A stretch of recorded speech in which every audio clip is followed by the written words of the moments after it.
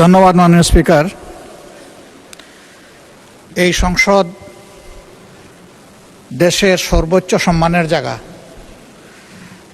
যারা এখানে নির্বাচিত হয়ে এসেছেন, দেশের জনগণের সমর্থন, ভোট, ভালোবাসা, শ্রদ্ধা নিয়ে এসেছেন।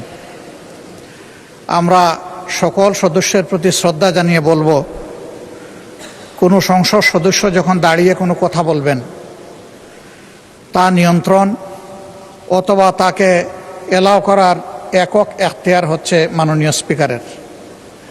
সেই জায়গায় আজকে লক্ষ্য করলাম যে একজন স্বতন্ত্র সংসদ সদস্য তিনি যখন কথা বলছিলেন, দুঃখজনকভাবে ট্রেজারি বেঞ্চ থেকে সম্মানিত কিছু সদস্য এমন কিছু অঙ্গভঙ্গি করেছেন যেটা আমার বিবেকে আঘাত লেগেছে। আমি এটা আশা করি না। এমনকি আমি এও লক্ষ্য করলাম, একবার দুইবার নয়, 4 বার 5 বার নির্বাচিত হয়ে এই সংসদে যারা এসেছেন তাদের কেউ কেউ এই কাজটা করেছেন। আমি এখানে তাদের নাম বলে আমি নিজে লজ্জা পেতে চাই না।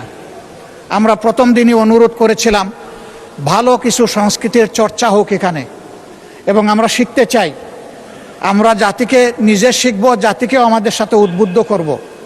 মাননীয় স্পিকার, আজকে 2 বারই লক্ষ্য করলাম যে ট্রেজারি বেঞ্চ যেখানে আপনাকে সবচেয়ে বেশি সহযোগিতা করার কথা, সেখানে আপনি বারবার অনুরোধ করা পক্ষেও তিনারা চালিয়েই যাচ্ছেন। আপনি মাইক দেন নাই, তারপরেও সংসদে কি হচ্ছে আমরা কিছুই বুঝতে পারছি না।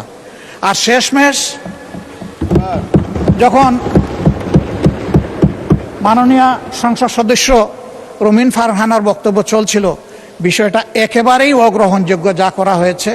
আমি এটার জন্য দুঃখ প্রকাশ করছি এবং আমি এটার নিন্দা জানাতেও বাধ্য হলাম। ধন্যবাদ মাননীয় স্পিকার। ধন্যবাদ মাননীয় বিরোধী দলীয় নেতা।